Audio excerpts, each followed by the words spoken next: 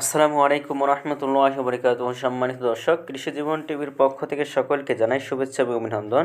আজকে ভিডিওটা নিয়ে আসলাম যে ভুট্টা সম্পর্কে। তো এই ভুট্টার নাম হলো যুবরাজ ভুট্টা। আপনারা অনেকেই জানেন বা বেশ কয়েক বছর ধরে বাংলাদেশে কিন্তু এই ভুট্টাটা হচ্ছে। সেই ধারাবাহিকতায় কিন্তু আমাদের রাজশাহীতেও কিন্তু এই ভুট্টাটা ব্যাপক হারে করছে। আর এই ভুট্টাটার মেয়াদকাল কিন্তু একটু অনেক বেশি, কারণ এই ভুট্টাটার এক একটা গাছে 2টা করে মোচা ধরে, মানে 2টা করে ভুট্টা হয়। তো এই ভুট্টা গাছটা এজন্য একটু দেরি লাগে, মানে 5 মাস সময় লাগে। এই ভুট্টাটা যদি কেউ করে, এটা শীতকালে ভুট্টাটা লাগায়।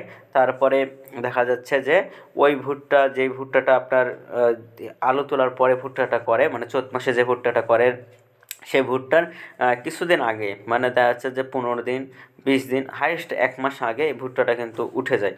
তো সেই তুলনায় এই ভুট্টাটার মেয়াদকাল একটু বেশি, বেশি হওয়ায় কিন্তু এই ভুট্টার ফলনও কিন্তু অনেক বেশি।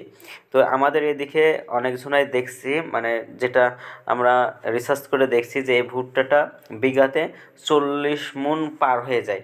বিঘাতে 40 মণও কিন্তু পার হয়ে যায়। তাহলে যে যে ভুট্টাটা আপনার পরে লাগাইতেছি, সে ভুট্টাটা বিঘাতে হাইয়েস্ট 20 মণ থেকে 25 মণ হয়।